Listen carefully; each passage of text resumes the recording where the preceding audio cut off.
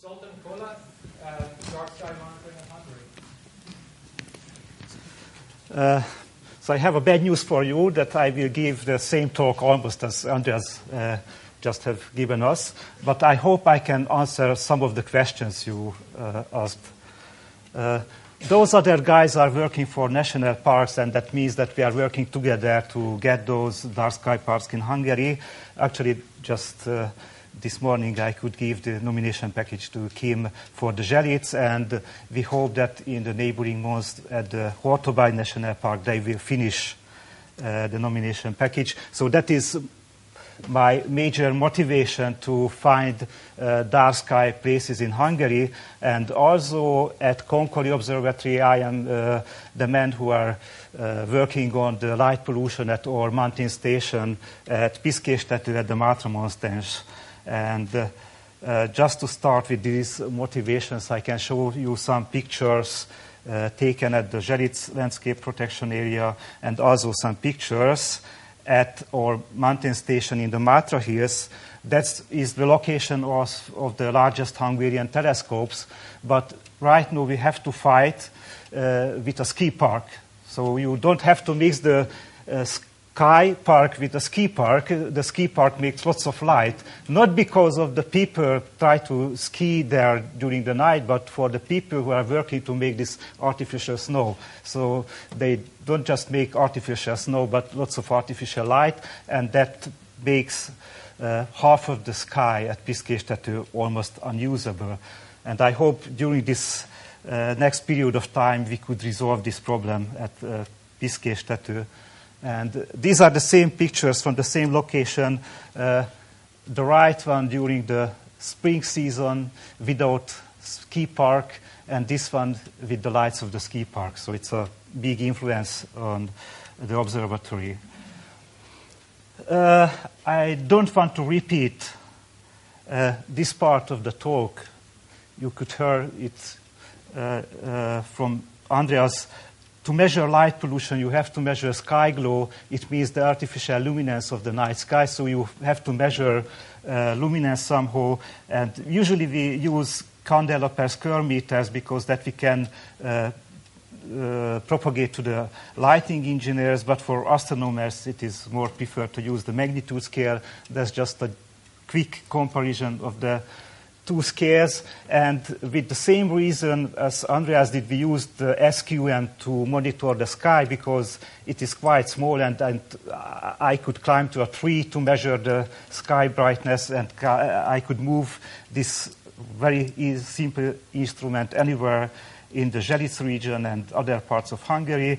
And actually we started this process for the dark sky park at the Zselic region 3 years ago, and after half a year, we started to monitor the sky. So these points are average measurements. And as you could hear a few minutes ago, the values strongly depends on the season. So there are some exceptionally dark measurements. Those were made in the beginning of the spring without Milky Way. And for the same places, we could measure something like 1.2 or 1.3 brighter sky at the same place with the same weather conditions. I'm an astrophysicist, so if I get some kind of measurements, I would like to understand and interpret those measurements. And also because I'm an astrophysicist working on stellar structure and stellar atmosphere, I have some experience with radiation transfer in atmospheres, so I use this expertise to get some kind of light pollution modeling next or in parallel with the measurements. I used a really simple method to get the light pollution from the light sources by a Monte Carlo radiation transfer. It's a really good method. It's a little bit slow, but if you have enough time, then you can model exactly the light pollution with multiple scattering. So just a few figures, what should you do? Check the different type of scattering in the atmosphere for the molecules at the upper atmosphere and for the aerosols in the lower atmosphere, and get lots of random numbers, lots of light particles, lots of photons for this simulation, and then you get some kind of model of light pollution. Of course, you have to use multiple scattering, but it's quite straightforward in Monte Carlo modeling, so that's the reason the only limitation is the number of photons, but then the error of your calculation is clearly came out from the calculations. So what could I learn from the measurements at the Zelitz region? I could plot the artificial brightness of the sky versus the distance from the city center of Kaposvár. And to interpret, you have to remove some kind of average brightness of the sky. And actually, I fitted this number by different models of light pollution. I mean, for different models, different mixture of molecules and aerosols. The number here is just something that indicates the optical depth, what is the width, the depth of the atmosphere for the photons, and some middle value that is quite normal for dry air at this region. I could get a really nice fit with of the measurements by this Monte Carlo radiation transfer. And during the last winter, I was happy that there was one night right after snowing that most of the region around Kaposvár and inside Kaposvár was covered by snow. So I could get these measurements, those red dots, during that night. Then I selected all the other measurements with the similar quality of the night, meaning this somehow similar slope of this curve. And from these measurements during snow coverage and during normal coverage, I could get some kind of difference between the sky luminance. It's about a factor of 2. And if I take into consideration the change in the reflection of the ground, the almost snow-covered field in Kaposvár and around Kaposvár, compared to the normal reflection of the ground, I can estimate that the effect of Kaposvár could be reduced by 50% with correct lighting fixtures there. And it also means that, as I estimated, but there is a huge error because it is very hard to get the right average value for the reflection with and without snow, but I could assume that the reflected light, the portion of the reflected light for the sky glue is about 20% of the whole light pollution at that region. So such kind of measurements can be used to estimate the effect of reflection from the ground. Okay, that's another figure just with the two fits to the measurements. Just with this, just to mention that the IDA model lighting ordinance has some kind of rules. What is the expected effect of the light sent in different zenith distances, and I could compare these values with different Monte Carlo simulations with different air quality, different distance from the sources, etc. But I have to go forward because next to the SQM measurements, we also started to use calibrated DSLR cameras in several locations in Hungary. We had some kind of cooperation with 2 universities in Hungary with photometric labs, so we did the calibration of these cameras at these photometric labs. And I used these projections of a fisheye lens picture to the 2 angles, the angle from the zenith and the vertical angle. These are it's just in 10 degrees grids. So from the real pictures, you can get some false color images of the night. That's the edge of the Zelitz landscape protection area, and this one is somewhere inside. You can see the zodiacal light in these images. It's clearly visible on the false colored images. And what can we learn in addition from these images? I can show you some examples. Those are just for the calibrations, and this is our standard setup. We use a Sigma 4.5 millimeter fisheye lens with these camera and with these settings. That these kind of settings usually works, and that's the result after calibration. From an original picture, you get this false color picture, and compared to the SQM, where the Milky Way has a strong effect, you can get some kind of average outside of the Milky Way to get the sky quality at some location.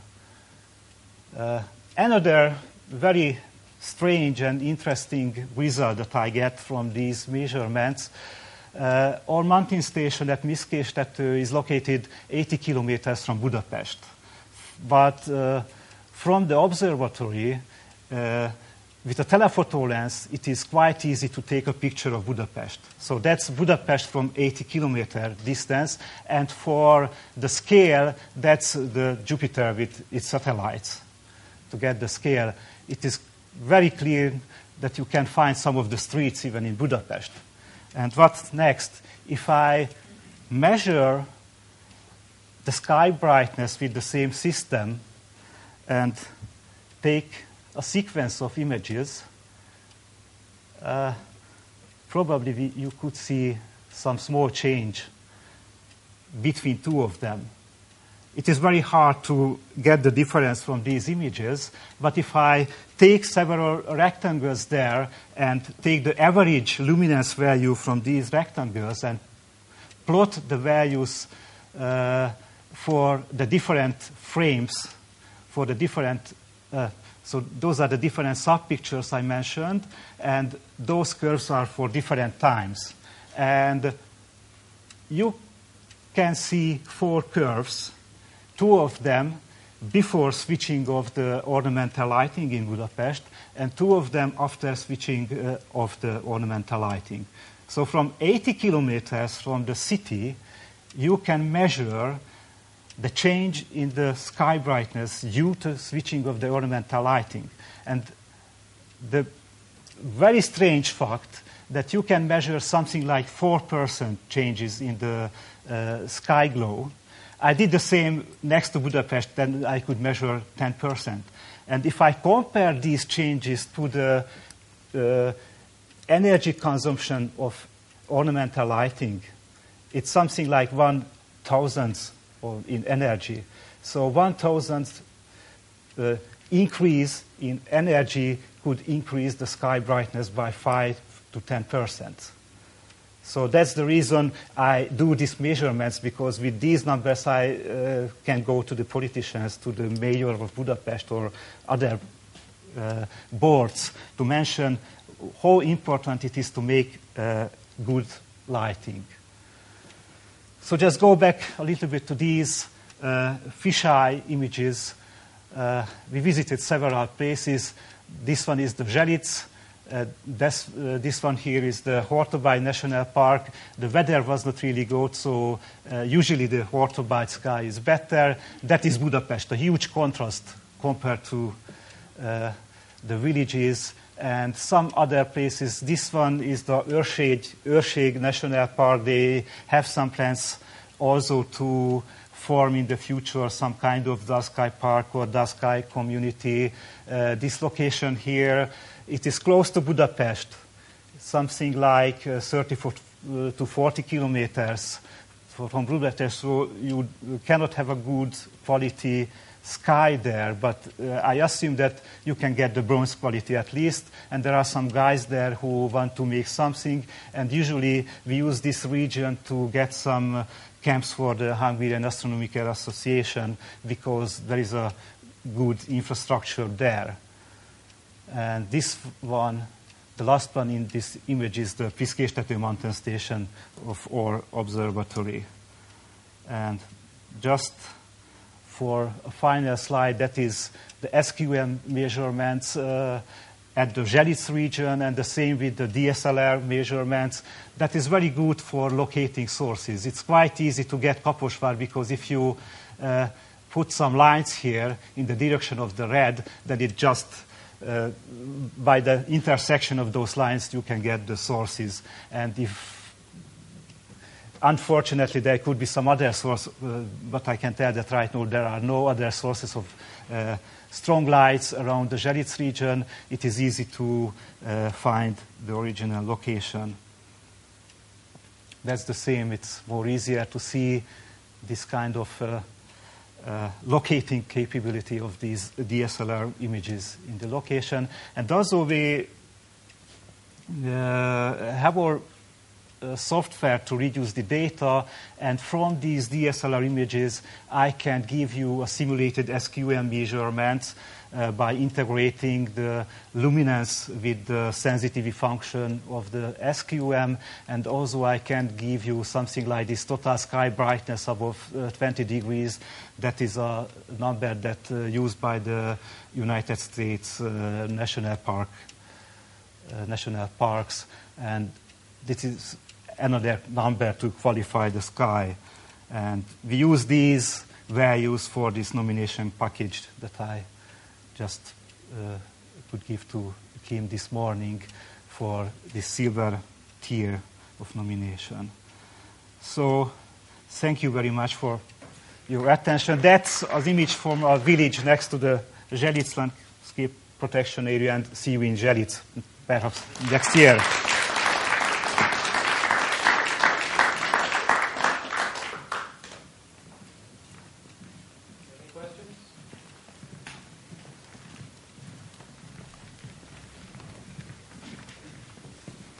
Coming to the darkness to see you.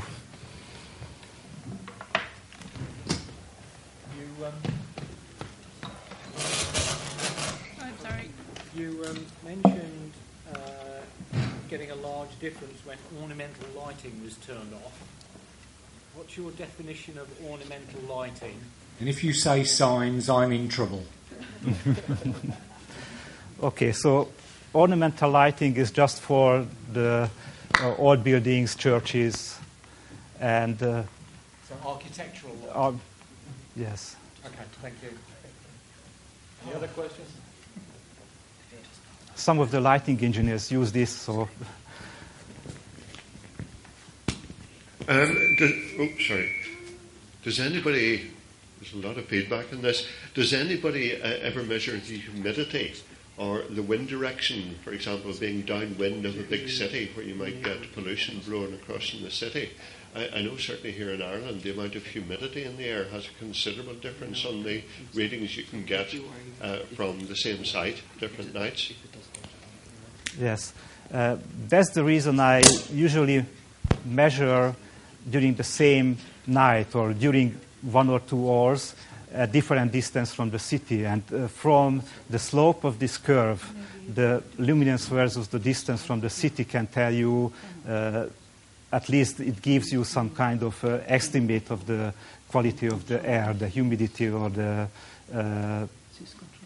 aerosol content.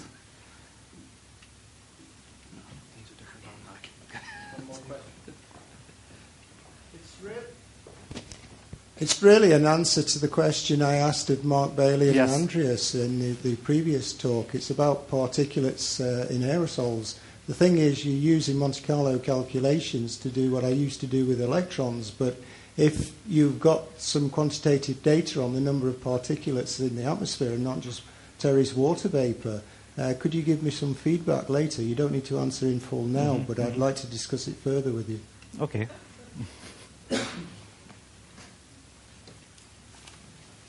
Okay, I think we should move on. Thank you again.